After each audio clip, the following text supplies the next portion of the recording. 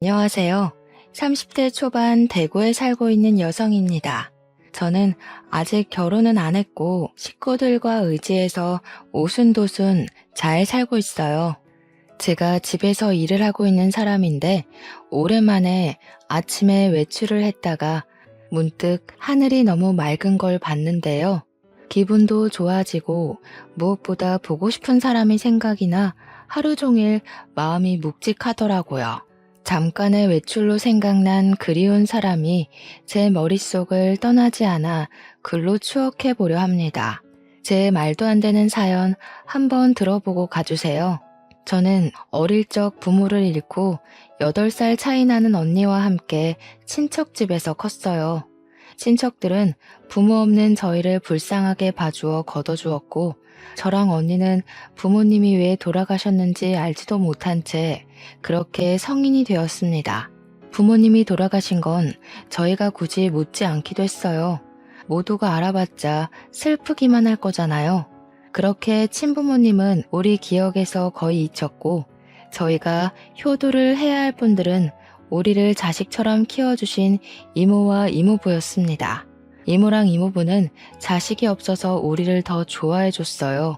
이모 부부는 두 분 다 약사였던지라 부부 약국을 운영하셨습니다. 규모가 작은 약국이긴 했지만 그 동네엔 약국이 그것뿐이라서 운영이 잘 된 편이었죠. 저희는 이모 부부의 재력 덕분에 어렵지 않게 자랐어요. 부모님이 안 계시면 되게 힘든 여생을 보내는데 다행히 저희는 마음 좋은 이모 부부의 덕을 크게 봤습니다. 언니도 저도 하고 싶은 걸 하면서 컸는데 언니는 워낙 범생이라서 대기업에 한 번에 입사를 했어요. 언니는 대학을 졸업하자마자 돈 잘 버는 직장인이 되었습니다. 그런 언니는 제게 롤모델이나 다름없는 존재였지만 따라가기엔 제 의지가 한참 모자랐어요. 저는 하고 싶은 게 없어서 그저 사는 대로 대학을 졸업했고 집에서 쉬다가 평범한 회사원이 될 뿐이었습니다. 하지만 제게는 저만의 신념이 있었어요.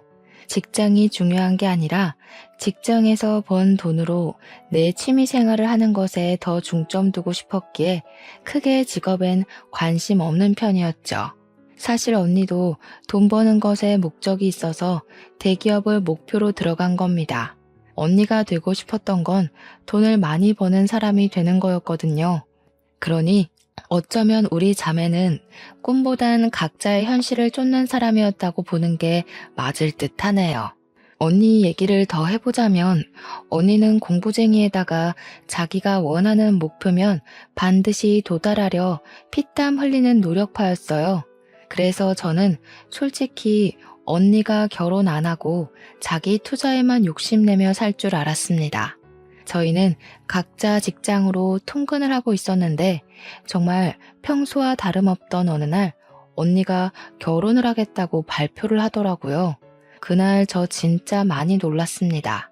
학교 다니면서 한 번도 언니가 연애하는 걸 본 적이 없었는데 어느 사이에 남자친구를 만들어서 그렇게 깊은 사이까지 갔는지 좀 많이 신기했어요.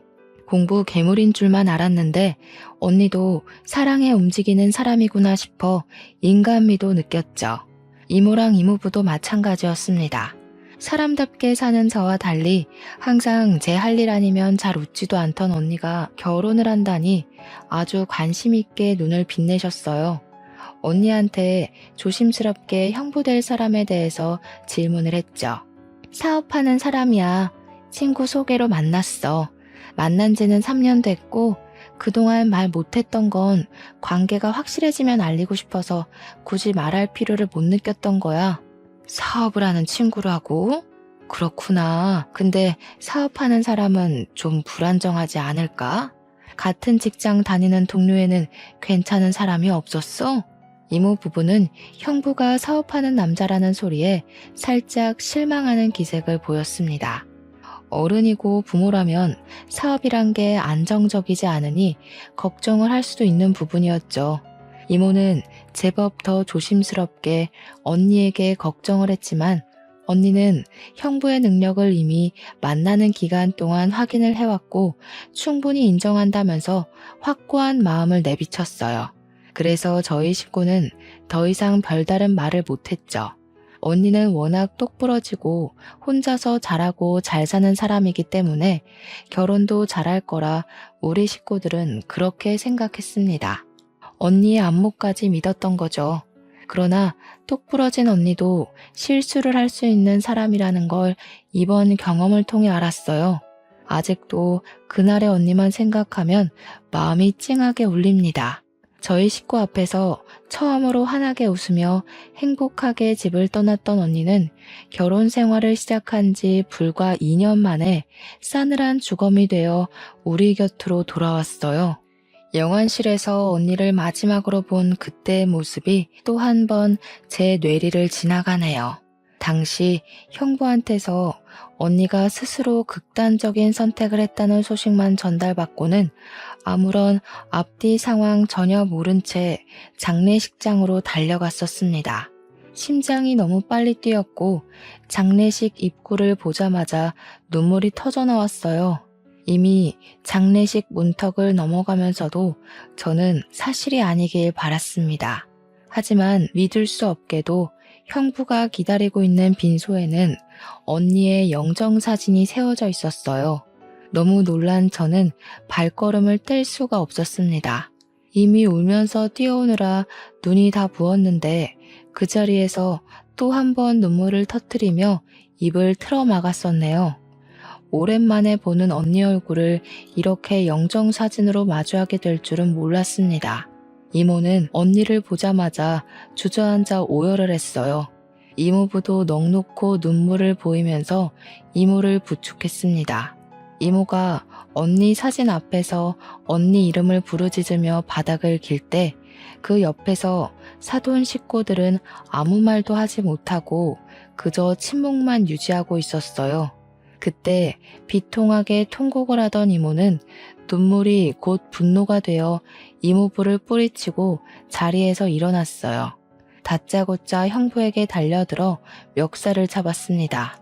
이게 뭐야? 자네가 말해보게. 우리 혜인이가 왜 이렇게 된 거야? 내 딸 평생 행복하게 해준다고 하지 않았어? 대체 왜 우리 혜인이가 저기 있는 거냐고? 죄송합니다. 평소에 직장일 때문에 스트레스가 많았는데 제가 못 살폈어요. 정말 죄송합니다. 죄송하다는 말밖엔 드릴 말씀이 없네요. 우리 애가 자네를 얼마나 믿었는데, 잘 웃지도 않던 애가 결혼한다고 얼마나 행복해했는데 왜 우리 애가 저렇게 될 동안 아무것도 못했어, 왜? 언니가 말을 안 해서 저희 식구는 전혀 모르고 있었습니다. 형부 말에 따르면 언니가 결혼 생활과 직장 생활의 병행을 잘 적응 못해서 크게 힘들어했다고 하는데 상상도 못했어요. 언니는 펜으로 허벅지를 찔러가며 밤새 수능 공부를 할 때도 대기업 합격을 위해 대학과 학원을 병행하고 인터넷 강의까지 들으며 시간을 보냈을 때도 힘든 기색 하나 없었던 사람이에요. 쉬엄쉬엄 하라는 이모 말에도 체력이 남아 돈다며 오히려 이모랑 이모부의 걱정을 안심시켜주던 언니였습니다. 그런데 직장 다니면서 결혼 생활에 적응을 못해 극단적인 선택을 했다뇨. 그럼 직장이 힘들었다는 걸까요? 결혼 생활이 힘들었다는 걸까요? 강철 언니를 무너뜨리려면 어떤 영역이 얼마나 힘든 강도였다는 걸까요? 언니는 형부와 지내는 동안 시름시름 앓으며 간간히 안색이 안 좋은 게 보였는데 형부가 물어도 괜찮다고만 해서 형부도 그러려니 넘겼다고 했어요. 그러다 언니가 극단적 선택을 한 당일 주말 아침에 형부가 한 번 더 언니 안색을 걱정했고 병원 가자고 권유도 했다고 했습니다. 그때 언니는 그냥 아침 공기 좀 쐬고 오겠다고 집을 나갔을 뿐이고 그 이후 저녁까지 들어오지 않았다네요. 형부가 걱정이 돼서 뒤늦게 연락을 했지만 언니 폰이 집에 있다는 것도 그때쯤에 알았다고 했어요. 그래서 경찰에 신고를 했던 거고 언니가 주검이 되어 돌아왔다고 했습니다. 언니에게 그런 고충이 있는 줄도 모르고 그저 언니가 괜찮다고 하면 진짜 괜찮은 줄 알고 넘겼던 지난 과거까지 후회가 되었어요. 언니를 존경하기만 했지 단 한 번도 언니에게 위로를 줘야겠다는 생각은 못 해봤습니다. 제가 언니에 대한 관심이 부족해서 점점 시들어가는 언니를 일찍 발견해주지 못한 게 너무 미안했어요. 자라면서도 외롭게 공부랑 다투며 사람과의 추억도 제대로 못 쌓았던 우리 언니. 그런데 마지막 가는 순간까지도 누구 하나 손잡아주는 사람 없이 그렇게 홀로 쓸쓸히 갔네요. 하나밖에 없는 내 사랑하는 언니가 너무 불쌍해서 그날 빈소에서 참 많이 울었습니다. 사람이 울다가 죽을 수도 있다는 걸 느꼈을 만큼 고통스럽게 울었어요. 이모는 3일 내내 빈소를 떠나지 않고 자책을 했어요. 밥도 안 먹고 언니 사진만 바라보면서 자신이 조금 더 엄마처럼 품어줬다면 이렇게까지 슬픈 선택은 안 했을 텐데 하면서 끊임없이 죽은 언니한테 용서를 빌었습니다.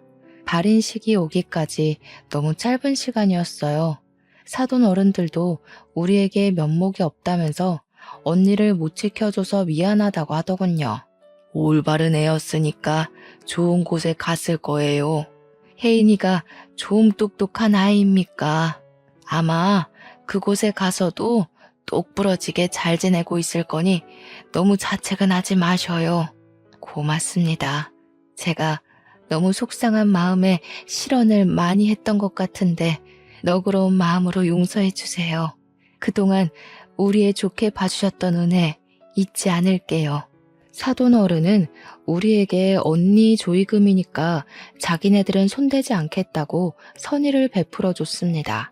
그런 사돈 어른 마음에 고마워서 이모 부부는 같이 고생했는데 그럴 수가 있냐며 조의금에서 반을 내드렸어요. 그리고 사돈 댁과는 그렇게 연이 끊어질 줄 알았어요. 기회가 되면 웃는 얼굴로 다시 만나 밥 한 끼 정도 하자고만 하고 서로의 건강을 기원하며 작별 인사를 했습니다.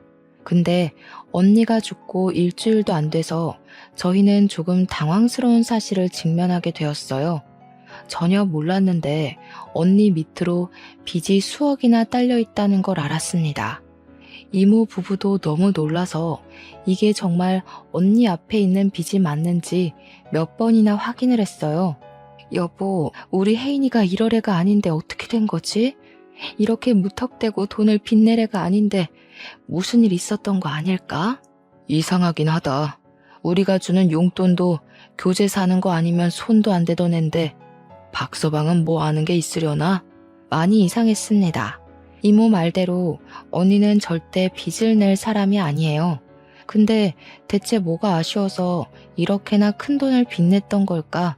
형부도 사업을 하고 있었고 언니도 대기업 팀장으로 승진해 돈도 더 많이 벌고 있었는데 말이죠. 또 집이 없는 것도 아니고 애가 있는 것도 아니었는데 대체 왜 이렇게 많은 빚을 낸 건지 아무리 고민해도 이해가 안 되었습니다. 언니가 워낙 자기 얘기를 안 하니까 이래저래 추측도 어려웠어요. 그러나 우리 식구가 몰랐던 고충이 있는 건 확실한 것 같더라고요. 단순히 직장과 결혼 생활 병행 때문만은 아닐 수도 있겠다 싶은 생각이 들었어요. 그래서 한날 제가 형부한테 전화를 걸었습니다. 형부, 언니가 직장 일이랑 결혼이랑 같이 감당하는 걸 힘들어했다고 했잖아요. 혹시 언니가 투잡 준비하고 있었어요? 언니 밑으로 빚이 13억이나 있더라고요. 알고 계셨나 해서요. 오, 그래? 몰랐는데? 세상에나 13억 적은 돈 아닌데 언제 그렇게 큰 돈을 빌렸지? 그것 때문에 그렇게 얼굴빛이 안 좋았구나. 아니, 어쩌다가 그렇게 많은 돈을 빚냈대? 모르겠어요. 저희 언니 워낙 돈 안 쓰는 거 형부도 알잖아요. 함부로 도전 같은 것도 안 하는 사람인데 어쩌다가 이런 건지. 일단 알겠어요. 형부도 뭐 들은 거 없다는 거네요. 제가 알아볼게요. 언니 사정을 걱정하는 것과 별개로 우선 저희 집은 그날로 언니 빚 때문에 집안이 파산나 버렸습니다. 이모 부부는 잘 되던 약국까지 팔아넘겨야 했고 갖고 있던 집값 높아서 집까지 팔아 빚을 메꿔야 했어요. 그 덕에 빚 반은 줄일 수 있었습니다. 이미 너무 많았던 빚은 반이 줄어도 생계에 위협될 만큼 많았어요. 이모 부부는 급하게라도 돈을 벌기 위해서 많은 나이에 남의 약국 밑에 들어가 일하게 되었습니다. 두 분 같이 하는 모습이 보기 좋았는데 돈 때문에 결국 뿔뿔이 흩어지게 된 거지요. 저 또한 어려워진 형편을 지켜만 볼 수는 없어서 퇴근하고 아르바이트를 뛰었어요. 이모 부부도 집에서 따로 부업을 하면서 저희 식구는 언니 빚을 해결하느라 24시간 부족한 삶을 살아야 했습니다. 그렇다고 한 번도 죽은 언니를 원망했던 적은 없어요. 걱정이 되었던 건 여전하고 언니가 보고 싶은 것도 마찬가지였습니다. 바쁘게 사는 게 너무 버거웠지만 한편으론 언니의 대단함을 또 한 번 느끼기도 했어요. 저희 언니야말로 늘 24시간 부족하게 살아온 사람이었거든요. 그 덕에 언니의 모든 시간은 전부 언니의 커리어가 되었고요. 한 번씩 제가 별것 아닌 일로 힘들 때마다 언니가 제게 위로의 말 대신 줬던 사탕이 있었는데 언니는 저를 나이가 먹어도 어린 동생이라고 생각하는 것 같았어요. 그게 다 늙어서는 그게 한 번씩 꼰대처럼 보여서 내가 앤 줄 아냐고 언니한테 틱틱거리기도 했는데 언니가 죽고 나니까 저는 나무였고 언니는 제게 숲이 되어준 든든한 존재였다는 걸 알겠더군요. 언니가 그렇게 떠나고 난 후 언니가 보고 싶어서 못 견딜 것 같아 언니 물건은 일체 건드리질 않았었는데요. 작은 집으로 이사를 오면서 포장해왔던 언니 물건이 제 방에 있었거든요. 차마 박스를 다시 열어보진 못하고 있었는데 그날은 한번 생각난 김에 열어봤어요. 언니가 제게 하나씩 줬던 사탕도 함에 들어있더군요. 그렇게 언니가 남겨두고 간 유품을 묵묵히 살펴보던 중 갑자기 생각난 게 있었어요. 언니 유품이 우리 집에만 있는 게 아니라 신혼집에도 있다는 것이 떠올랐습니다. 혹시 정리라도 해버렸을까봐 급히 형부한테 연락을 넣었는데 형부가 전화를 안 받더라고요. 그래서 그냥 바로 집을 찾아갔어요. 다행히 형부는 이사를 안 간 것 같았습니다. 제가 아파트로 들어가기 전 형부를 봤거든요. 형부는 벤치 흡연구역에 앉아서 흡연 중이었습니다. 근무 시간인 줄 알았는데 그날은 쉬는 날이었는지 대낮에 형부가 운동복 바람으로 앉아있더라고요. 근데 왜 제 전화를 안 받았는지는 모르겠네요. 일단 저는 다가가서 형부를 부르려고 했어요. 가까이 가니까 형부가 누구랑 통화를 하고 있길래 걸음소리를 줄였습니다. 이번에는 실패 안 해. 그렇게 불안하면 엄마가 또 여자 하나 소개해 주던가. 이번이 마지막이니까 한 5, 6억만 있으면 될 것 같은데. 엄마가 한번 찾아볼게. 요즘 사별하고 재혼하는 사람도 많더라. 순진한 애들로 알아봐 주긴 할 건데 그렇다고 마음 가볍게 먹지 마. 남의 등 처먹는 게 어디 쉬운 일인 줄 아니? 지금 봐라. 괜히 애가 죽어버려선 우리 다 좌불안석이었잖아. 내가 진짜 그땐 숨 막혀 죽는 줄 알았다. 다음 여자는 안 죽게 할게. 한 번 당했으니까 두 번 실수는 안 하지. 근데 좀 많이 멍청한 애로 부탁해. 여자가 똑똑하니까 너무 피곤하더라. 알았어. 근데 엄마가 시킨 건 했어? 혜인이 신분증이랑 도장 불태우라고 했잖아. 갖고 있으면 발목 잡혀. 마땅한 장소 못 찾겠으면 엄마한테 말해라. 어디 절에 가서 태워버리게. 듣고 저는 꼼짝도 못했습니다.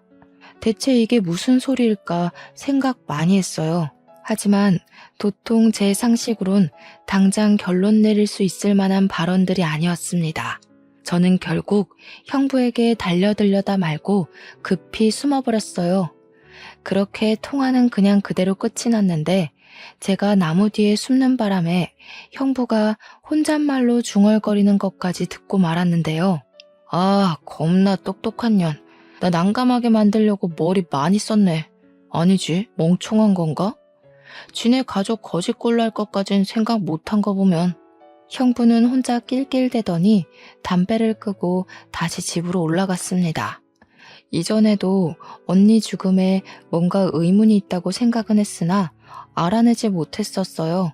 그런데 형부 통화를 듣고 나서 그 부분에 대해 100% 확신이 들더군요. 왠지 그런 형부 모습을 동영상으로 찍길 잘했다는 생각을 하면서 저는 언니 유품 정리는 일단 뒤로 하고 그대로 집으로 돌아왔어요. 그렇게 방구석에 박혀 있는데 내내 형부랑 안싸돈의 목소리가 제 기분을 찝찝하게 만들었습니다. 저는 결국 다시 언니 유품을 핑계로 형부 집을 찾았어요. 다시 찾은 그 집은 이전과는 다른 용기를 갖고 가야 했습니다. 초인종을 누르기까지 너무 두려웠어요. 그 통화만으로는 우리 언니가 죽은 게 형부랑 관련이 있는 것 같은데 확실한 사실은 잘 모르지만 형부란 존재가 그때부터 좀 공포로 느껴지더라고요. 최대한 표정 관리하고 초인종을 눌렀더니 평소 제게 친절했던 형부가 나왔습니다. 이렇게 저를 반갑게 맞이해주던 형부가 언니에게 무서운 짓을 한 사람이라고 하기엔 너무 매칭이 안 되었어요. 저는 형부에게 미리 언니 유품 때문에 들릴 거라고 얘기를 했었기 때문에 별다른 설명은 붙이지 않고 들어섰습니다. 형부, 요즘 식사는 잘해요? 그래도 와이프가 그렇게 됐는데 입맛 없을 거잖아요. 저희 집도 아직 언니 생각 때문에 계속 마음이 안 좋거든요. 그렇지 아무래도. 내가 처제 언니 많이 좋아했던 거 알잖아. 아참, 나 일 있다. 밥 한 끼 같이 하면 좋은데 미안해. 챙길 거 잘 챙겨가고 다음에 또 보자. 형부는 뭐 책 잡힐 것 같기라도 했는지 갑자기 일이 있다는 핑계를 댔습니다. 그리곤 도망치듯 집을 나가버렸죠. 그 행동이 수상해 붙잡고 싶었던 걸 겨우 참았어요. 오히려 그때는 형부가 곁에 없는 게 나았으니까요. 저는 그때부터 언니의 필요한 물건만 빼내면서 은근히 집을 뒤졌습니다. 다행히도 형부가 언니 물건에는 아직 손을 안 댄 것 같았어요. 아예 안방을 쓰질 않는 건지 썰렁하기도 했습니다. 이곳저곳 돌아다녔던 저는 옷장을 뒤지다가 뭐 하나를 발견했어요. 그건 언니가 늘 습관처럼 쓰던 가계부였죠. 그런데요, 제가 그걸 펼쳐봤다가 아주 당황스러운 걸 목격했지 뭡니까? 언니 가계부에 결혼 생활을 시작하고 2개월부터 해서 언니 죽음 직전까지 정신병원 방문 기록이 적혀 있더라고요. 그리고 그 페이지들 사이에는 우울증 진단서까지 꽂혀 있었습니다. 형부 말대로 직장과 결혼 생활 병행이 힘들어서 그랬던 걸까요? 대체 무슨 일을 겪었길래 병원을 갔을 정도로 정신질환까지 앓았던 걸까요? 그렇잖아도 언니 죽음에 의심을 품고 있는데 언니의 사망 당월 페이지에 남편과 사돈댁이 죽이고 싶게 밉다는 짧은 문구까지 적혀 있는 걸 보고 또 형부의 통화 내용이 떠올랐습니다. 이거 이대로 넘어가면 안 될 일이구나를 직감했어요. 저는 일단 언니 병원 진단서에 적혀있는 병원을 찾아갔습니다. 그리고 언니랑 상담했던 의사를 찾았죠. 의사에게 언니의 사망 소식을 알리자 참담한 표정을 지으며 많이 속상해하더라고요. 도대체 언니가 결혼이랑 직장 때문에 얼마나 힘들어했던 거예요? 어느 부분에서 힘들었대요? 꼭 좀 말씀해 주세요. 아무래도 저희 언니가 직장이랑 결혼 힘들다고 그렇게 갈 사람은 아닌 것 같아서요. 그게 무슨 소리예요? 혜인 씨가 그렇게 말씀하시던가요? 아니요, 형부한테서 들었어요. 사돈 쪽에서 전부 언니가 그렇게 갔다고 얘기해줬거든요. 역시 아닌 거죠? 도대체 언니한테 무슨 일이 있었던 거예요? 제 입에서 형부 소리가 나가니 의사가 얼굴색이 싹 변하면서 사색을 표현했습니다. 그러면서 의사가 아무래도 확실히 우리 언니가 억울하게 생을 마감한 것 같다고 솔직하게 있었던 일들을 말해주었는데요. 그 내용은 너무나도 충격적이었고 다시금 떠나간 언니를 떠올리게 했습니다. 그리고 그 자리에서 저를 또 울게 만들었죠. 의사 말은 이랬습니다. 형부가 결혼을 하고 한 달 만에 하던 사업을 접고 다른 사업을 시작했대요. 그 사업이 심심하니까 금방 접고 다시 다른 걸 시작했고 또 접고 또 시작하고를 반복하며 살았다고 했습니다. 어떻게 형부가 돈 많이 드는 사업을 금방 하고 금방 접고 할 수 있었냐 하면 이게 바로 저희 언니 죽음과 관련이 되어요. 형부가 언니 몰래 언니 이름을 달고 돈을 빌렸기 때문이었죠. 하지만 똑똑한 언니한테 형부는 머지않아 그 사실을 바로 들켰다고 했습니다. 근데 언니가 그걸 그냥 넘어갔대요. 그 돈이 무려 15억이나 되었다고 하셨습니다. 그러니까 형부가 철딱선이 없는 애처럼 이런저런 사업에 손 담가볼 때 언니 혼자서만 집안 생활비부터 형부가 달아놓은 빚을 대신 갚아갔다는 겁니다. 그것 때문에 언니랑 형부랑 하루가 멀다 하고 싸우기까지 했는데 그 와중에 형부는 잘한 것도 없으면서 자존심 상한다고 언니에게 손찌검도 했었다네요. 의사가 처음에는 신고하자고 언니를 설득했대요. 그런데 언니가 우리 집에 알려지면 자기가 짐이 되는 격이니 그게 싫어서 버틸 때까지 버틴 거라고 하더군요. 그게 골마서 결국 우울 증세로 이어졌고 그렇게 참았던 게 2년이라고 했습니다. 언니는 실제 중증 우울증 환자였다고 합니다. 중증 우울증 환자는 언제 목숨을 포기해도 이상하지 않을 증세거든요. 이런 상황에서 더 충격적인 건 사돈댁의 태도였습니다. 언니가 형부의 짓거리를 사돈에게 말했었는데 사돈 쪽에서 어쩌라는 식의 반응이 나왔다네요. 순 헛똑똑이었던 스스로를 탓하라면서 자기 인생은 자기가 잘 책임져야 되는 거라고 남 탓하지 말랬답니다. 어떻게 우울증이 있는 사람을 그렇게 질책하고 함부로 할 수가 있단 말입니까? 의사의 말을 종합해보면 사실상 언니를 죽인 사람은 형부랑 사돈댁이라는 거 아닌가요? 언니가 우울증인 거 알았다고 하는데도 그런 사람을 방치하고 빚만 내서 죽음에 이르게 한 거잖아요. 우리 언니가 왜 죽었는지 다 알고 있었으면서 뻔뻔하게 장례식에서 눈물을 보였던 거예요. 저희 손을 잡으면서 언니가 좋은 곳에 갔을 거라고 얼굴에 철판 깔고 위로하던 사돈들 모습이 떠오르자 저는 참을 수 없이 화가 났습니다. 모든 걸 알고 주체할 수 없을 만큼 화가 난 저는 이대로 둘 수 없어 당장 법조인을 찾아갔어요. 의사 동의를 받고 녹음했던 내용을 들려주며 상담을 받았습니다. 인감도장이나 신분증을 훔친 사실을 입증할 수 있으면 사기죄와 사문서 위조죄로 고소할 수 있다고 하길래 저는 형부랑 안사돈이 통화하던 영상을 보여줬어요. 다행히 증거 채택이 가능할 것 같다고 하더군요.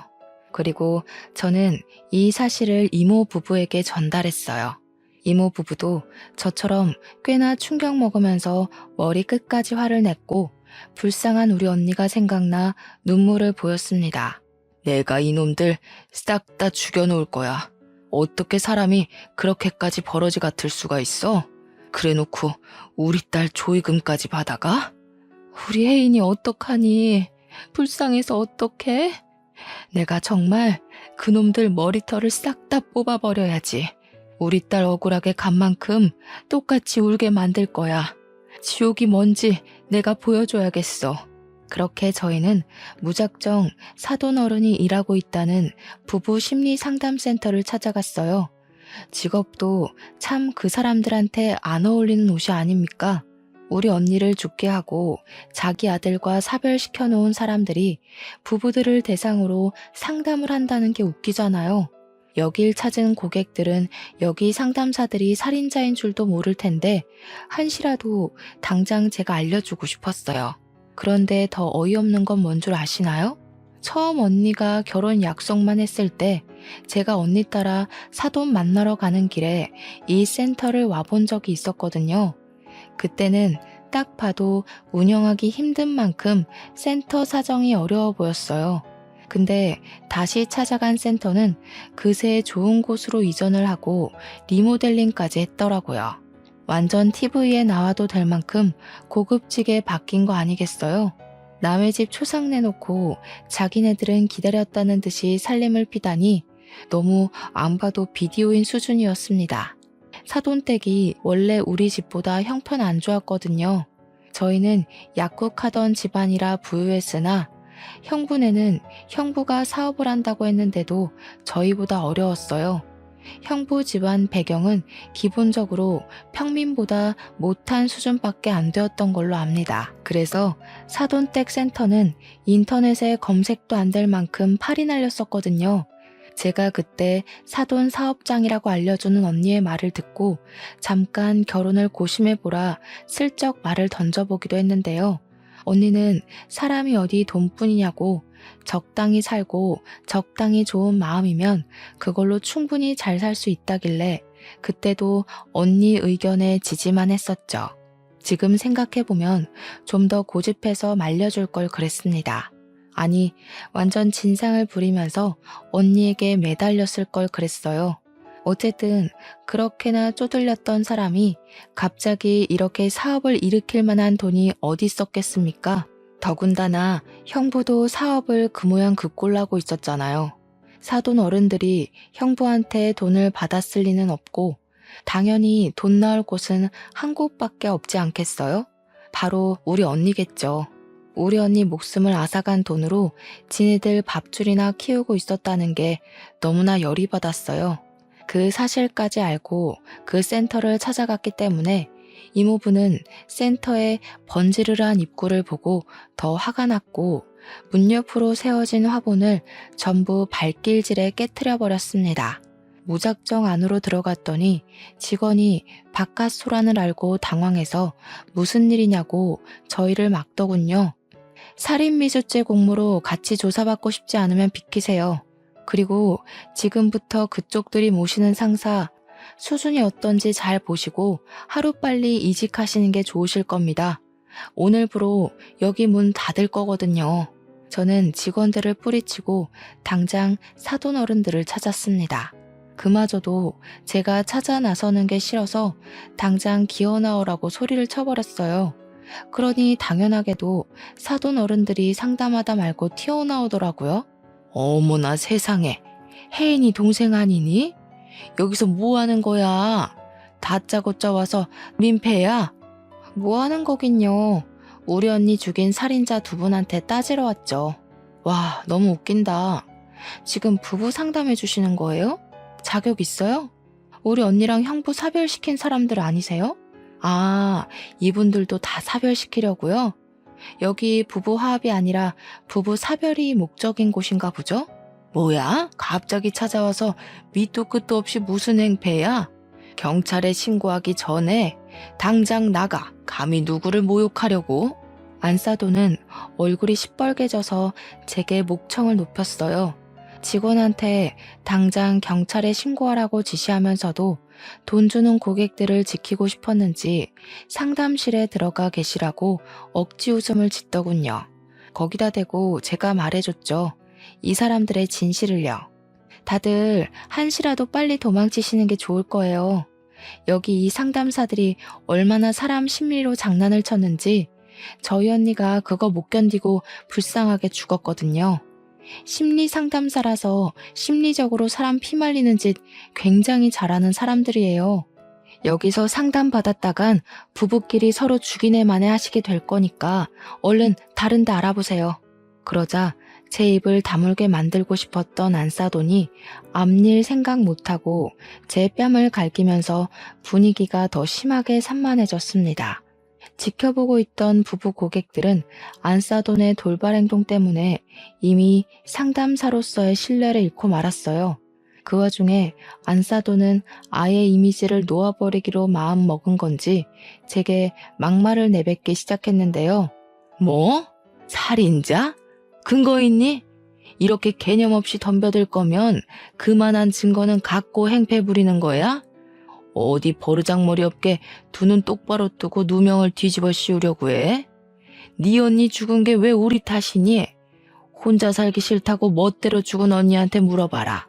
우리가 죽으라고 떠밀었다니? 죽으라고 고사 지낸 것도 살인이나 마찬가지죠. 하긴 이렇게 철판이 두꺼워야 남의 명의 도용해서 수억대 돈을 빼낼 수 있었겠죠. 언니 목숨값으로 센터 이전도 하시고 명예도 얻으시고 앞으로 부자 될 일만 남을 줄 알았는데 제가 나타나서 좀 불안하시겠어요? 오죽했으면 사람도 많은데 제 뺨을 치셨을까? 얼마나 급하셨길래 그래요? 당장 나가.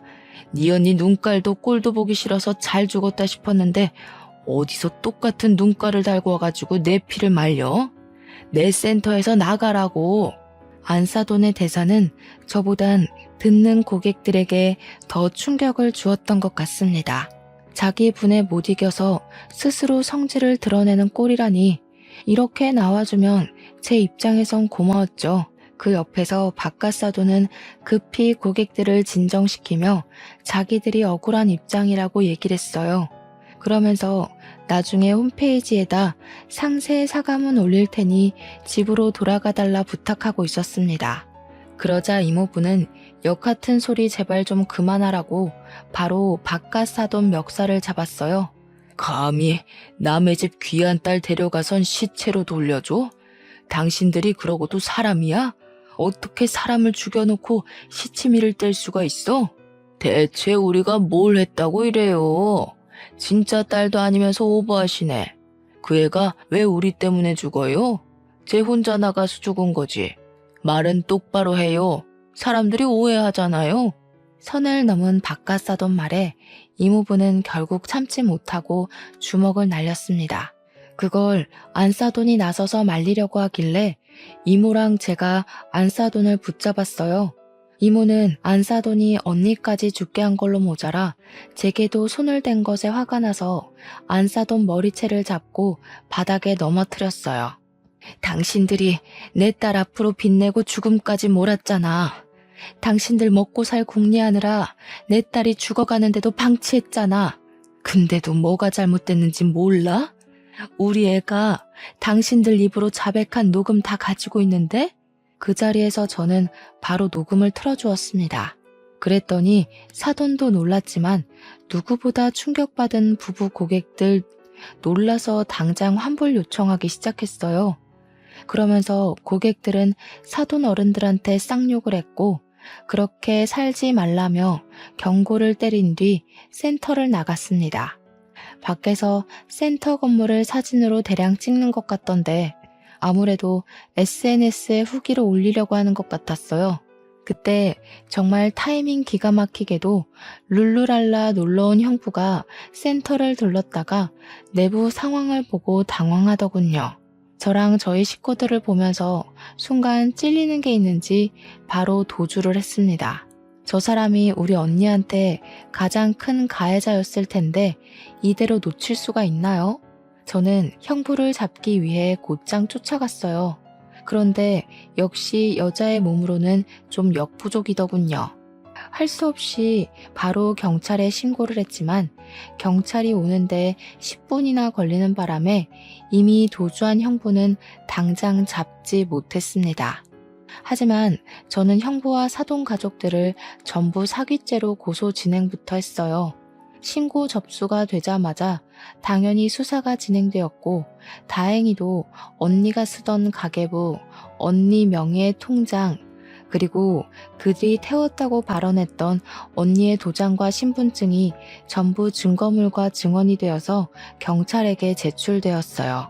언니 신혼집 침대 밑에서 언니 휴대폰도 발견됐다고 하더라고요. 거기에는 언니랑 사돈댁과 형부랑 통화하면서 다퉜던 내용이랑 빚 가지고 신랑이 벌이는 정황들까지 전부 녹취록으로 남아 있었습니다. 녹취록에 담긴 언니 목소리와 강압적인 형부의 목소리는 아직도 잊히지 않을 만큼 정말 속이 상했어요. 형부는 언니 몰래 명의를 도용했다가 언니에게 들키고 나서는 사죄하긴커녕 더 과감하게 나왔더라고요.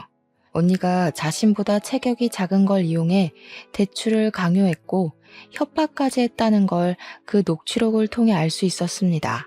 그래서 형부에게 강요죄와 협박죄, 사기죄를 전부 물어 고소를 진행할 수 있었어요. 더불어서 우리 언니가 거절하지 못하도록 시댁에서 단체로 매출을 강요했다는 사실까지 밝혀졌는데 그 대출받은 재산을 전부 시댁을 위해 사용했다는 점에서 특수 협박죄로 형사처분도 가능했습니다.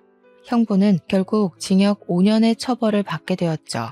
직접적인 가해자는 형부였다고 하더라도 사돈 가족들에게는 죄가 없겠습니까? 우리 언니가 자살을 선택하도록 몰아간 죄를 반드시 묻고 싶었어요.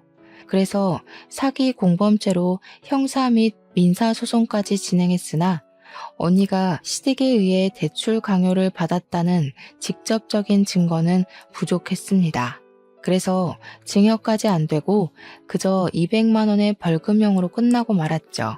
하지만 저는 형부 하나만 골로 보낸 걸로 만족하지 못했어요. 우리나라 법이 그렇다는데 제가 법으로 뭘 더 할 수 있었겠습니까? 해서 저는 지역 카페와 맘카페에 이 사실을 전부 공표해 줬습니다. 우리 친언니를 죽음으로 몰아간 사돈이 현재 땡땡시에서 부부 상담센터를 운영하고 있다는 내용으로 우리 집 사정을 구구절절 상세히 기재했고 그걸 인터넷에 뿌려버렸어요. 물론 명예훼손을 받을 수 있겠지만 범죄자 가족 주제에 남의 부부관계를 상담해준다는 게 말이 안 되지 않습니까? 이 소식을 전해 들은 카페 회원들은 다 같이 분노를 해주었습니다. 역시 엄마들의 힘은 대단한 건지 사돈댁 일이 소문나는 건 정말 삽시간이었어요. 그렇게 지역신문에도 제보가 되면서 그 부부 상담센터는 또다시 본래 모습처럼 파리만 날리게 되었고 적자가 나서 2달 만에 폐업을 하게 되었습니다. 맘카페 회원들은 다 같이 그 부부 상담센터에 찾아가 따지려 했으나 이미 폐업을 해버려서 더 이상 죄를 묻지 못했어요. 사돈댁은 일이 제법 커지고 더 이상 사회가 손가락질하는 그 압박을 견디기 힘들었는지 저희 식구에게 사과를 하고 싶어 했나 봅니다. 제 전화번호는 또 어떻게 알아낸 건지 모르는 번호로 전화가 왔더라고요. 저는 그게 사돈댁인 줄도 모르고 받았더니 그 카랑카랑한 목소리로 제 뺨을 치던 아줌마라서 그냥 끊어버리려고 했거든요. 아니 아가씨, 잠깐만 내 말 좀 들어봐요. 우리가 꼭 아가씨랑 사돈댁한테 이 말을 해야 될 것 같아서 애타게 찾았어요. 미안해요. 혜인이 일은 우리가 평생 사죄하면서 살게요. 그러니까 제발 우리 좀 용서해줘요. 요즘 이상한 방송국까지 찾아와서 집 밖도 못 나가고 있어요. 이제 와서 존댓말 쓰는 것도 웃기네요. 겨우 그 정도로 못 살겠어요? 우리 언니는 그쪽들한테 시달리면서 2년이나 숨막혀 하다가 떠났어요. 뭐 얼마나 지났다고 벌써 죽겠다 소리를 해요? 당신들 벌 받는 거 이제 시작일 뿐이고 우리 언니가 용서했다고 내 꿈에 나타날 때까지 평생 언니보다 더한 고통 받으셔야 될 겁니다. 저는 그래도 전화를 끊어버렸고 수신 차단을 했어요. 우리 언니 죽음은 이런 불장난 같은 가벼운 사과로 넘어갈 문제가 아닌데 어쩜 저들은 사과하는 방법조차 모르는 걸까요? 이게 사과로 될 문제라고 생각하는 수준조차 정말 답이 안 나오는 어른이지 않나 싶었습니다.